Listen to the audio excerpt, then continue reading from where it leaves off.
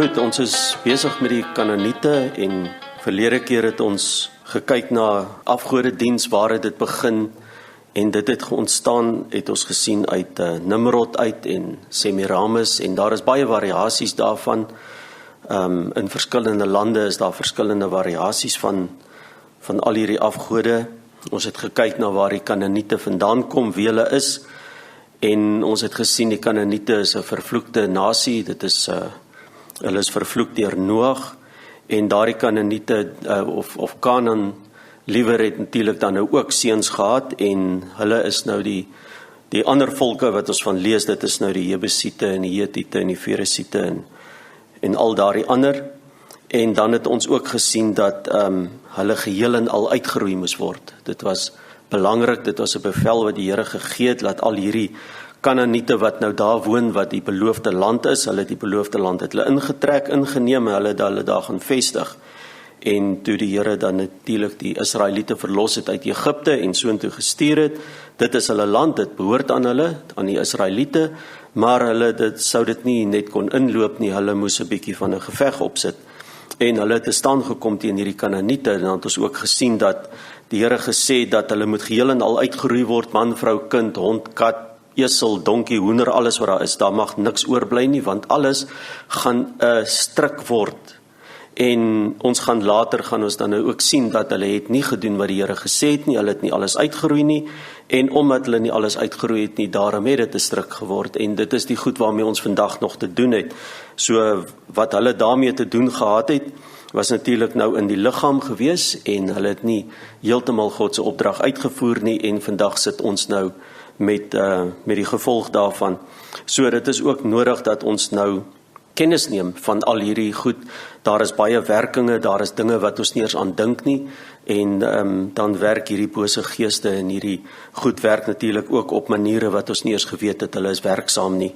Maar as ons die Here se woord gaan lees en ons bestudeer het, dan kom ons agter dat daar is baie dieper werkinge as wat ons van bewus is. Jy loop gebukkend onder laste en jy raak nie daarvan ontslaan nie en jy weet nie waar die goed vandaan kom en jy weet nie wat om te doen nie. En dan is daar bose geeste wat daar agter sit, maar ons het nie eens daarvan geweet nie. So die Here maak hierdie goed aan ons bekend. Laat ons ook kan werk maak daarvan. Dis nie net om daarna te luister en dan te sê, "Haai, dit was oulik of interessant nie." Ons moet werklik daarvan werk gaan maak en gaan kyk, maar waar is hierdie goed werksaam en daarvan ontslaa raak. Goed, so vanaand voordat ons nou verder gaan ons eers kyk na Egipte, want die volk Israel kom uit Egipte uit. Hulle het in Egipte gebly vir 'n tyd, en in Egipte het daar dinge gebeur waarvan ons moet kennis neem, want dit wat in Egipte gebeur het natuurlik nou saam met die Israeliete deur die woestyn getrek, en al hierdie goed het saam met hulle nou in Kanaan aangekom, en dit het hulle lewe beïnvloed. Die hele lewe deur hulle woestyn is beïnvloed deur wat in Egipte gebeur het. So ons gaan eers kyk, wat het in Egipte gebeur voordat ons by Kanaan uitkom, want dit is nogal 'n pad om daar uit te kom, soos wat ons kan sien. Daar is elke keer iets in die pad wat ons nou eers moet gaan kyk wat daar aangaan. Nou in Egipte was daar 'n geweldige hoeveelheid afgode gewees, en al hierdie afgode was maar verskillende forme van die afgode wat begin het by Nimrod en by die Nephilims en by Baal, by Semiramis en Horus, en hulle almal het hierdie goed maar begin, en dit is maar verskillende forme daarvan. En in Egipte was daar natuurlik nou 'n ekstra afgod gewees, en dit is 'n een wat die ander lande nou nie gehad het nie. Hy was uniek aan Egipte gewees, en dit is Farao self. Farao self was gesien as 'n reïnkarnasie van die vorige Farao. So elke Farao is eintlik die naam. Ons kan sê in ons dae sou ons dit nou genoem het koning. Dit was nou die koning van daai tyd. Maar in die tyd van die Israeliete was dit koning Ramses II gewees. So koning Ramses was nou eintlik die Farao gewees, maar in kort word hy nou maar Farao genoem. So dit was nou die koning wat daar was, en dan het hulle geglo dat elke Ramses wat nou daar was 'n reïnkarnasie van die vorige een, en hierdie Farao het natuurlik nou afgodstatus gehad. So hy self het nou mag gehad oor lewe. En dit was 'n groot probleem gewees, en die Here het self daarmee gehandel, omdat hierdie Farao soveel mag gehad het, en omdat hy self 'n afgod was. So dit was nou Ek dink die enigste lewendige afgod wat ons van lees, wat ons van weet. Die ander was almal afgode gewees wat uit die mitologie uitkom, en dit was dan beelde gewees wat op 'n manier geaanbid is. In hierdie paleis van Farao het Moses groot geword. Dit is nou in hierdie koning Ramses II, in sy paleis, dit is waar Moses groot geword het. En die res van die volk het in Egipte gebly. En hulle het in 'n land van afgodediens gebly. Dit is waar die volk Israel gewoon het. En dan is dit opmerklik dat die Here juis vir Moses gebruik het om die volk te verlos. Nou, Moses het na al die jare wat hy in die paleis deurgebring het, wat hy deel van hulle was, met ander woorde, deur sy vormingsjare, deur sy grootwordjare, deur alles, het hy niks anders geken as wat hulle ook al daar gedoen het nie. So hierdie afgodediens, Moses het presies geweet wat is afgodediens. Dit was nie vir hom vreemd nie, dit was niks. Hy het daarin groot geword, en dit was juis nou Moses wat die Here gebruik het om hierdie volk uit Egipte uit te lei. Hierdie man wat eintlik alles van afgode afgeweet het, maar tog het hy 'n Hebreër gebly. Hy het nie so gevange geraak in daardie afgodediens dat hy vir die Here verlore was nie. Hy het 'n Hebreër gebly. Dit is soos wat Noag in die tyd van die Nephilims het Noag regverdig gebly. En die skrif sê vir ons, en God het 'n regverdige man gevind met die naam van Noag. Te midde van hierdie ander goed het daar een regverdige oorgebly, en ons kan sê Moses was omtrent dieselfde. Te midde van al hierdie afgode waarin hy groot geword het hy regverdig gebly, hy het 'n Hebreër gebly, en die Here kon hom gebruik om sy volk uiteindelik daaruit te verlos. Op die stadium wat God vir Moses nodig gehad het om sy volk te verlos, het hy God nie geken nie. Hy het al die afgode geken, hy het van hulle almal geweet, hy het presies geweet wie hulle is en hoe hulle opereer, maar hy het nog nie vir God geken nie. Nou lees ons Exodus 3 vers 13. Exodus 3 vers 13 kan ons lees, hierop het Moses tot God gespreek. Maar as ek by die kinders van Israel kom en aan hulle sê, die God van julle vaders het my na julle gestuur, en hulle my vra, hoe is sy naam, wat moet ek hulle antwoord? Ons kan sien dat Moses is nou gewillig om te doen wat die Here sê, maar hy weet nie eers wie hom stuur nie. En dan is dit daardie pragtige woorde in vers 14 wat sê, God sê vir Moses, ek is wat ek is. Ook sê hy, so moet jy die kinders van Israel antwoord, ek is, het my na julle gestuur. Nou dit was nodig vir Moses om eers vir God te ontmoet. Hy moes besef dat hierdie God met wie hy nou te doen het, is groter as die Farao wat hy ken. Nou daai Farao wat hy ken is aanbid as 'n afgod, en daai Farao het mag oor lewe en dood. En nou kry hy te make met 'n God wat hy nie kan sien nie, en hy ken hom nie, en nou moet hy hom eers van nader leer ken, want Moses is hierdie God se verteenwoordiger in Egipte. Hy moet nou gaan en hierdie God gaan verteenwoordig daar waar hy nou gaan. Nou, Moses self kan dit nie doen nie. En ek dink Moses het reeds daar waar hy geroepe was by die braambos, het hy besef, want hy het al teëgestribbel, hy het redelik teëgestribbel daar om te gaan, toe het hy gesê, nee, maar miskien moet my broer gaan, want ek praat nie so lekker nie, en uiteindelik, toe die Here hom oortuig, nee, jy sal maar moet self gaan, jou broer kan saam met jou gaan, so Aaron is saam met hom, maar Moses is die een wat gestuur is.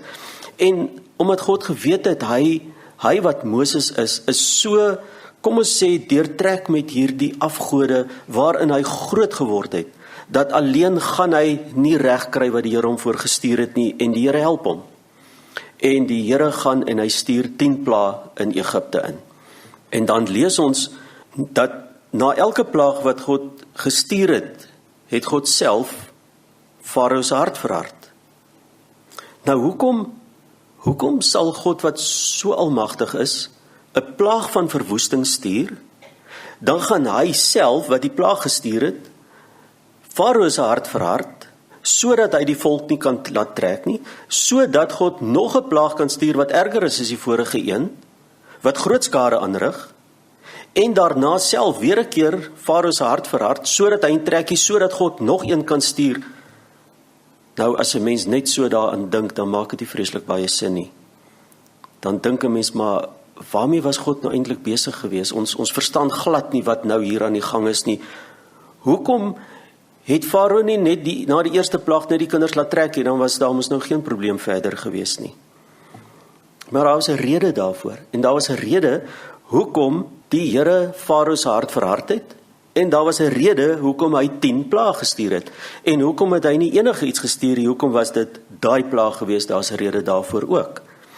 En nou gaan ons kyk wat het die Here gedoen en hoekom het hy dit gedoen. Die lewe sou vir die volk Israel maklik gewees het as hulle hierdie afgode eenkant gehou het, as hulle nie daarin gesteer het nie, as hulle niks daarmee te doen gehad het nie, soos wat sy hart vir die volk was. En ons lees dit in Jeremia 7 vers 23 wat sê, luister na my stem, dan sal ek vir julle God wees, en julle sal vir my volk wees, en wandel net in die weg wat ek julle beveel, dat dit met julle goed kan gaan. Maar dit is iets wat gesukkel het. Die volk het gesukkel om van daardie afgode af ontslae te raak, of van daar af weg te bly. Want dit is die goed wat hulle beleef het. En daardie 10 plaag was direk gemik op die Egiptenare gewees. Hoekom? Want vir elke plaag was daar 'n Egiptiese afgod. En die Here het elke plaag spesifiek gestuur, gemik op daai spesifieke afgod. En daar was 10 van hulle gewees. Daarom het God 10 plaag gestuur. Elke plaag erger as die vorige een. Dit is hoekom hy 10 plaag gestuur het, en dis hoekom hy die 10 plaag moes stuur, en dis hoekom hy Farao se hart verhard het, sodat hy die volgende plaag kan stuur, want elke keer spreek hy die volgende afgod aan. En dit was belangrik vir die kinders van Israel gewees, en dit was, ek dink amper nog meer belangrik gewees vir die Egiptenare, want ons God van liefde wou ook nie gehad het dat een van die Kanaaniete doodgaan nie. Nie een moes verlore gaan nie, is almal mense met siele. Hy wou nie gehad het dat een Egiptenaar omkom en doodgaan en die ewige verderf ingaan nie. Hy was net so lief vir hulle gewees. En hy het die Egiptenaars, het hy kans op kans gegee om hulle te bekeer. Hulle het die geleentheid gehad, hulle die kans gehad om hulle te bekeer. Maar uiteindelik sien ons hulle het dit wel nou maar nie gedoen nie. Ons sien ook dat die Egiptenaars of Egiptenare het baie mag gehad in die tweede hemel. Derde hemel is God se en die eerste een is waar ons is, in die tweede hemel. Baie mag gehad. Hulle kon baie mag uitoefen deur hulle toorkunste. En die eerste opdrag wat die Here vir Moses gegee het, was nie een van die plaag gewees nie.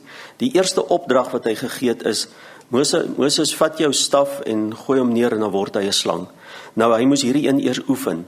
Hy moes hom eers daar in die woestyn gaan oefen, want toe hy die eerste keer doen, het hy hom doodgeskrik en hy het gehardloop.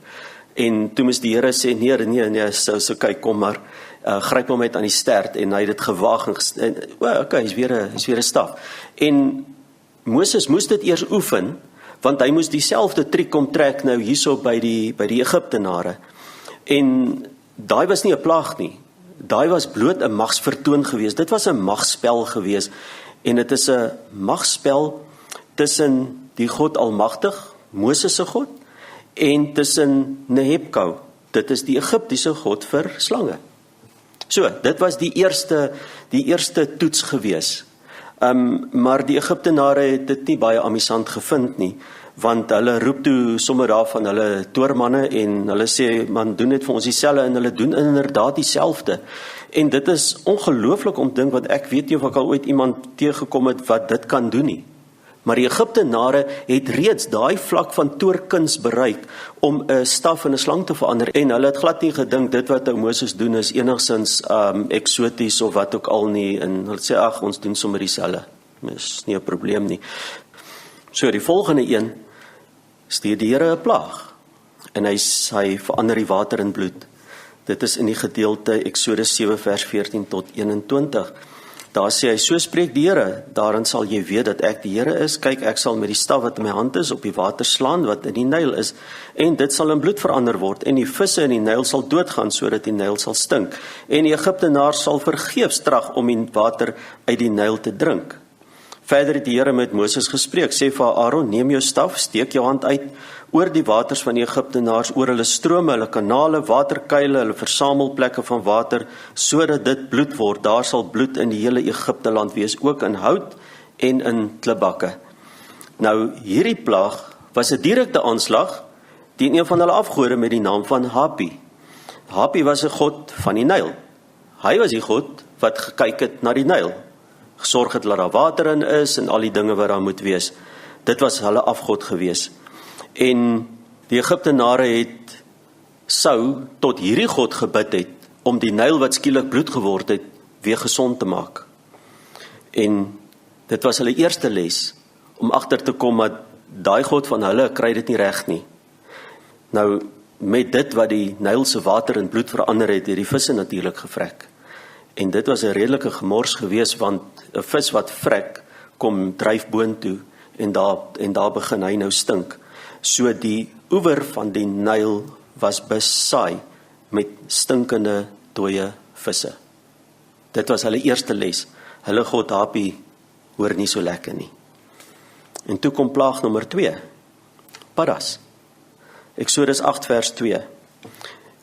Eksodus 8 vers 2, en as jy weier om hulle te laat trek kyk, dan sal ek jou hele grondgebied met paras tuister, sodat die Nyl van paras sal wemel, en hulle sal opklim in jou huis kom, in jou slaapkamer, op jou bed, ook in die huis van jou dienaars en onder jou volk, en in jou bakone, in jou bakskottels, en die paras sal teen jou en teen jou volk en teen al jou dienaars opspring. Dit is nou verskriklik. Ek het nou die dag hier by ons visdam, was daar 'n plat Anna gewees, en dit is so 'n plat slijmerige paraatjie, en ek het hy daar in die filter gaan sit, en toe ek hom daar uitgedop, en toe die paraatjie nou maar sy weggevind, en dan dink 'n mens nou aan, hoe moet dit nou wees as die wêreld net paras is? As jy kyk, is daar 'n para. As jy 'n pot vat, is daar 'n para. As jy in jou bed wil klim, is daar vol paras. Jou skoene het paras in, jy moet hulle eers uitgooi. Dis net paras waar jy kyk.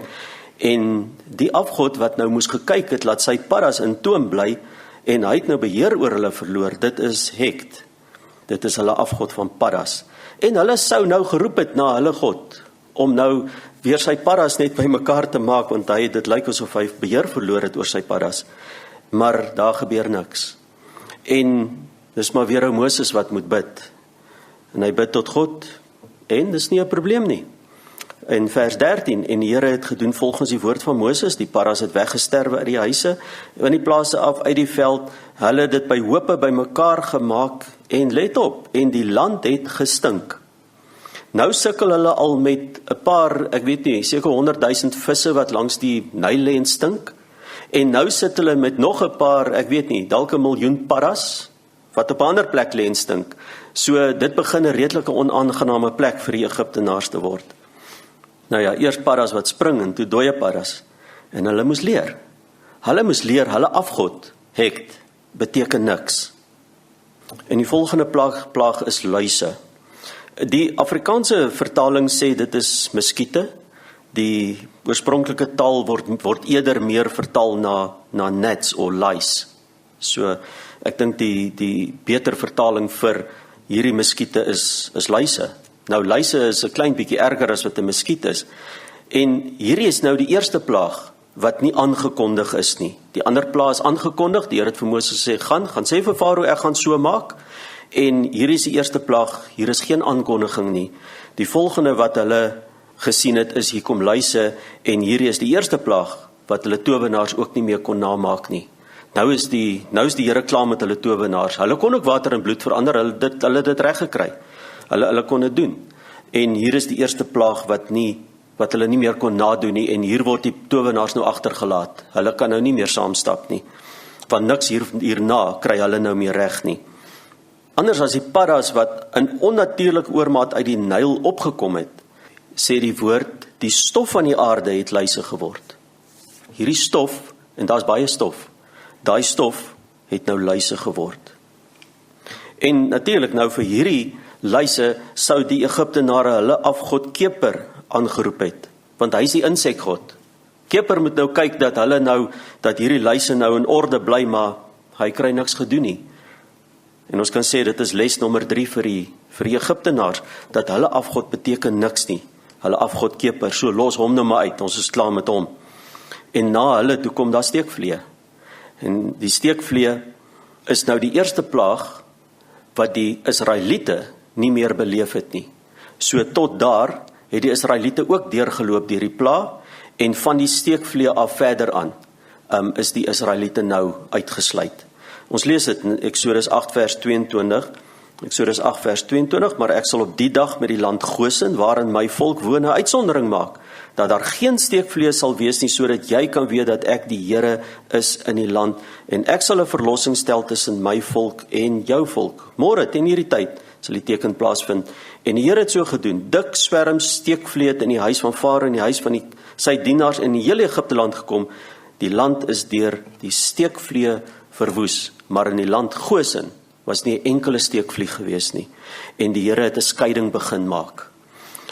Ons sien dat hierdie plaag wat gestuur word, is progressief erger as die vorige een, maar elke keer gebeur daar iets anders. So vanaf die steekvlee is daar nou geen plaag meer in die land Gosen nie.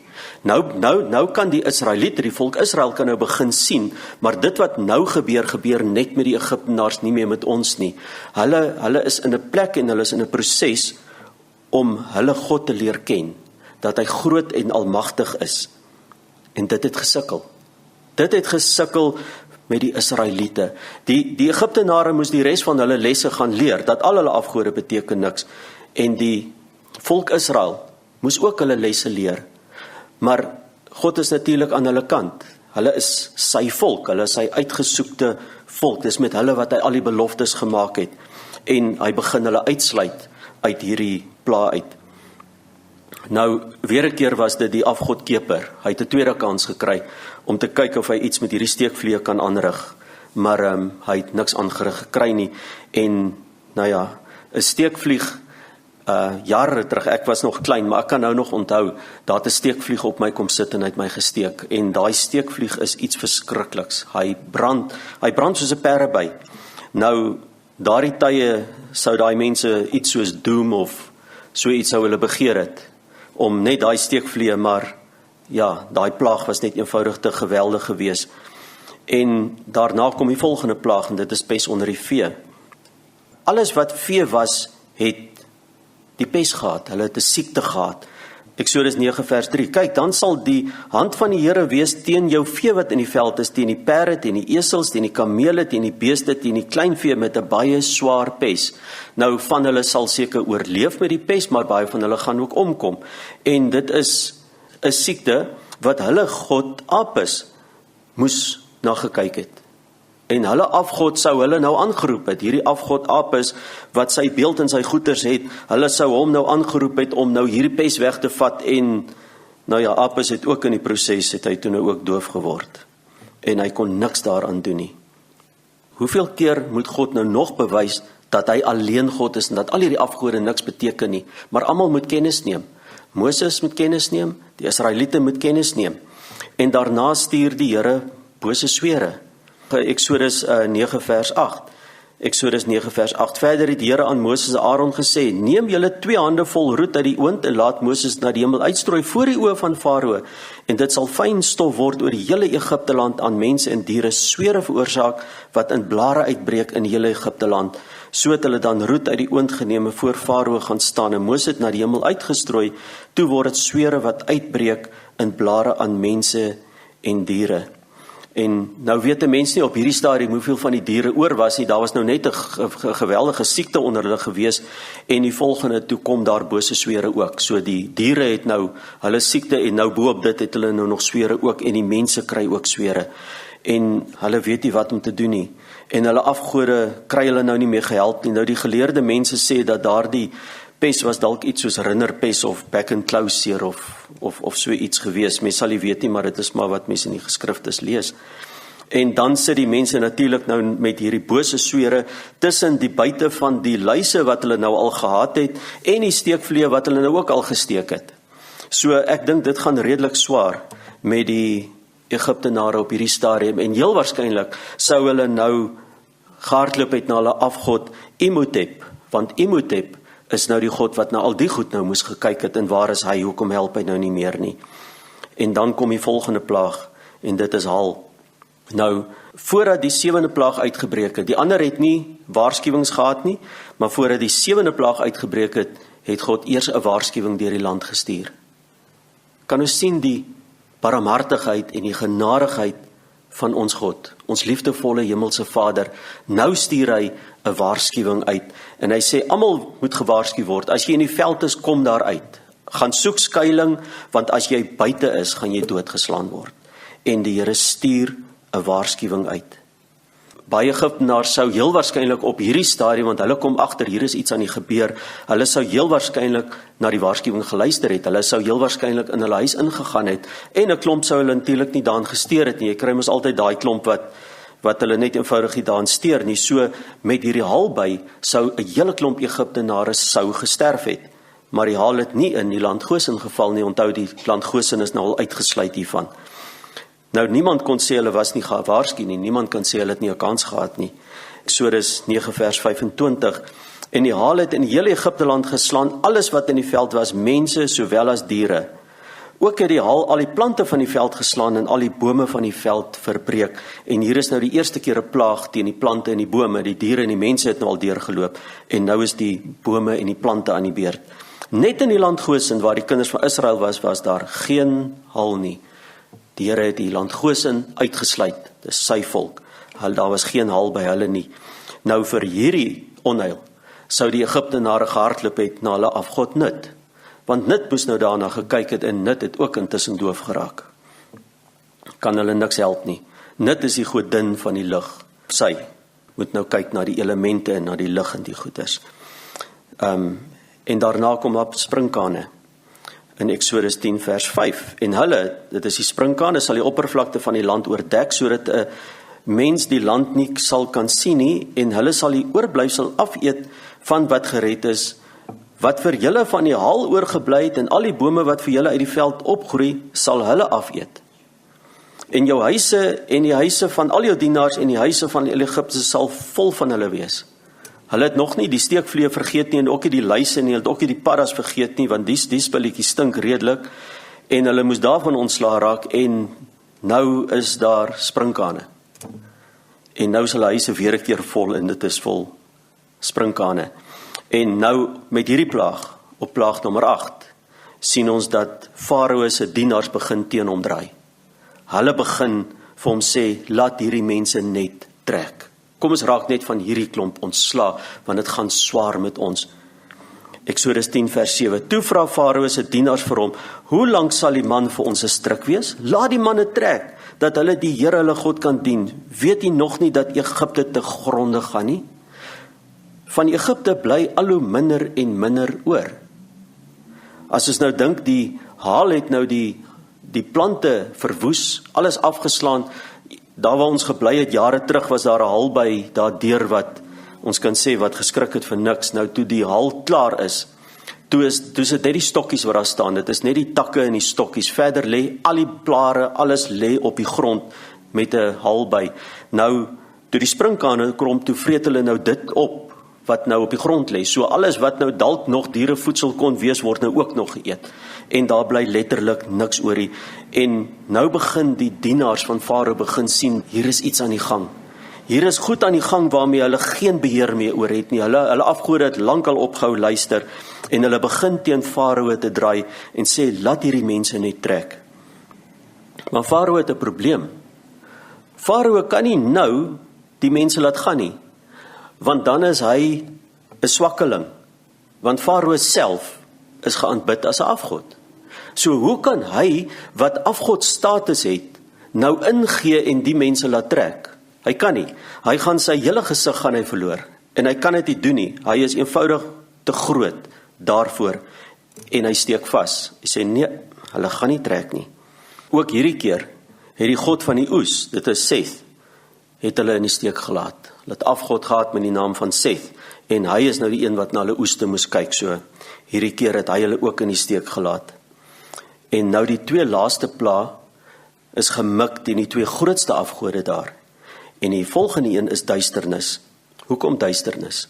Hulle God verlig is Ra. En Ra is hulle songod.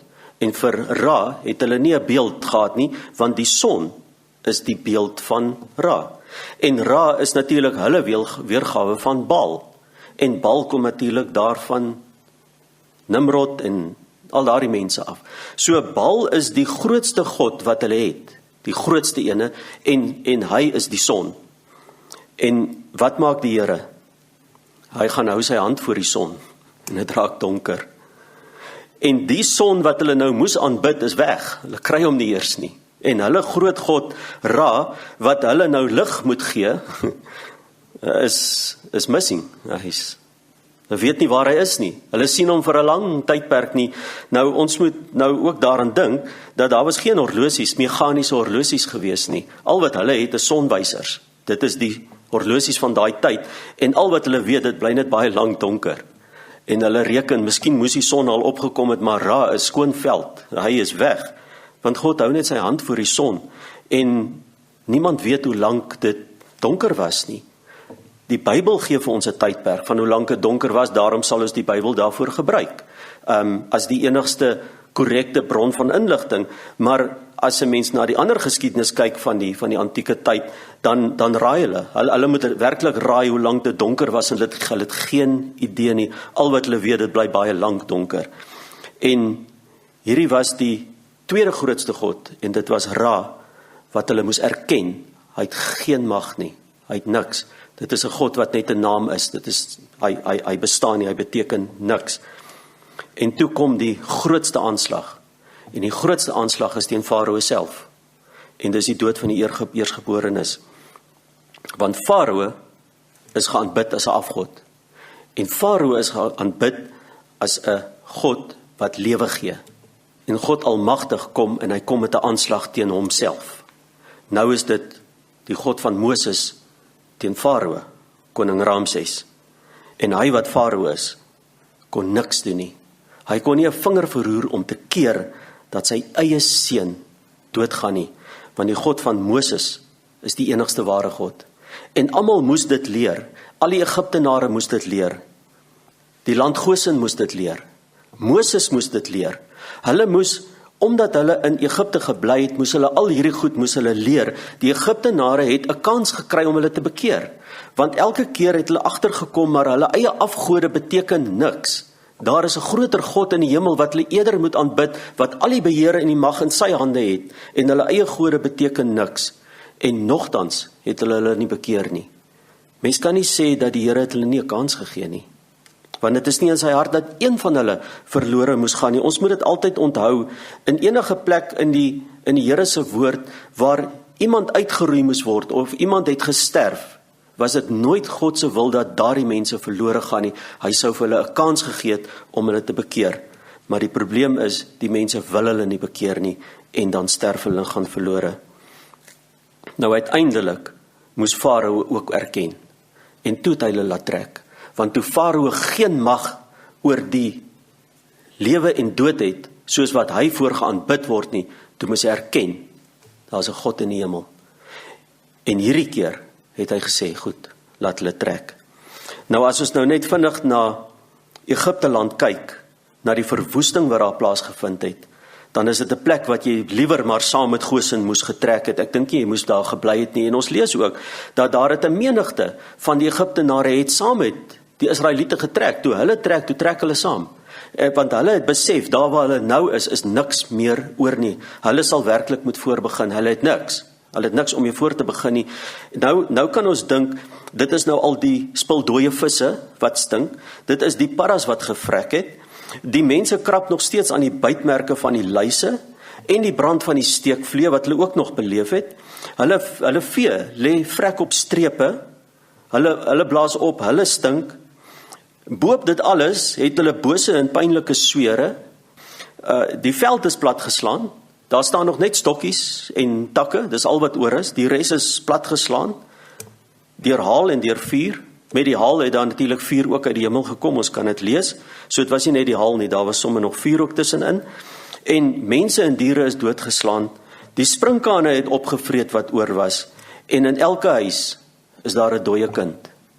En dit is waarmee Farao gesê het, nou maar trek dan.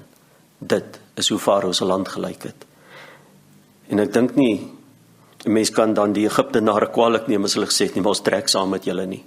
Kyk hoe lyk dit. En in die land Goshen, daar gaan alles lekker voort. In land Goshen is geen probleem nie. Want alles het in Egipte land gebeur, die verwoesting het plaasgevind, maar die land Goshen was uitgesluit, want hulle God leef. En hulle is sy volk. En dit alles was 'n oproep tot bekering gewees. Dit was 'n oproep tot bekering vir beide, die Egiptenare en vir die Israeliete. En dit is 'n baie duur les gewees vir die volk Israel om agter te kom, om te besef, om te verstaan dat die afgode beteken niks. Daai afgod is vir jou niks werd nie. God Almagtig het sy grootheid en sy almag het hy aan hulle betoon. Hulle kon nie vir 'n oomblik getwyfel het nie. En uit hierdie omstandigheid gaan die volk Israel uit Egipte uit. En nou kan ons sê, maar hulle het hulle bekeerd geskrik. En hulle is nou daaruit. En dan wonder 'n mens, hoekom het hulle dit hulle 2 maande gevat om 'n goue kalf te bou en terug te keer na die afgode toe. Al die goed wat hulle sopas beleef het, hoekom het hulle in so kort tydjie gegaan en vir hulle weer 'n afgod gaan bou, nadat hulle dit alles beleef het, dat die mense dit kan verstaan nie. Nou, as ons 'n klein bietjie daaroor dink, die Israeliete het in Egipte gebly vir 'n tydperk van 430 jaar. Nou, ons lees altyd baie vinnig daaroor, ons lees hulle het in Egipte gekom en vermeerder, en die plaag was daar en toe trek hulle uit. Dis 'n tydperk van 430 jaar. So kom ons vergelyk dit gou. As ons nou vat in Suid-Afrika, Jan van Riebeeck het in Suid-Afrika geland in 1652. Die tyd wat verloop het vandat Jan van Riebeeck in Suid-Afrika gekom het tot waar ek en u vanaand staan, is 368 jaar. Dit is die tydperk sover wat verloop het. Nou as ons in Suid-Afrika moet bly, solank soos wat die Israeliete in Egipte was, dan moet ons hier bly tot die jaar 2082. So van 1652 tot die jaar 2082, dit is die tydperk wat Israel in Egipte was. Nou kan ons net dink, ek en u is in hierdie land gebore. Dis wat ons ken, dis wat ons van weet. As die Here nou sê, goed, elke nasaad van Jan van Riebeeck, almal wat nou van Jan van Riebeeck af verder is, elke nasaad wat aan hom behoort, almal, want daar moet nou mos baie wees. Julle trek op en julle pak nou op en julle gaan nou in Botswana bly. Dan beteken dit dat alles wat al hierdie mense in hierdie tydperk van Suid-Afrika geleer het, moet jy nou los. Jy moet dit nou net los.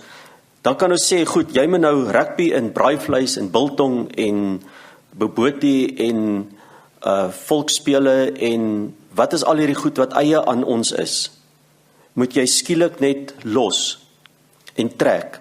Nou as jy al hierdie goed waarin jy groot geword het, jou ouers, jou grootouers, jou grootouers en jou kinders en jou agterkleinkinders, almal het in hierdie land gebly.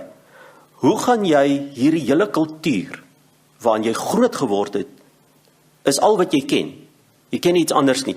Is al wat jy ken, moet jy nou trek en as jy nou in Botswana aankom, dan maak jy nou 100% soos wat hulle gaan maak. Dink jy nie ons gaan ook daar aankom en dan gaan ons 'n vuurtjie soek en dan gaan ons 'n bok skiet en dan gaan ons braaivleis hou nie. Want dis wat hulle geken het. So dalk moet 'n mens nie met die volk Israel so hard wees en sê, maar hoe kon hulle in so kort tydjie weer teruggekeer het na dit nie? Dit is al wat hulle geken het. Dis al wat hulle van geweet het. Selfs nadat hulle God beleef het in sy almag, is dit wat hulle geken het. Onthou, daardie mense in daardie tyd het nie kerke gehad nie, hulle het nie sinagoges gehad nie, hulle het nie Bybels gehad nie, hulle het nie pastore en dominees gehad nie, hulle het niks daarvan gehad nie.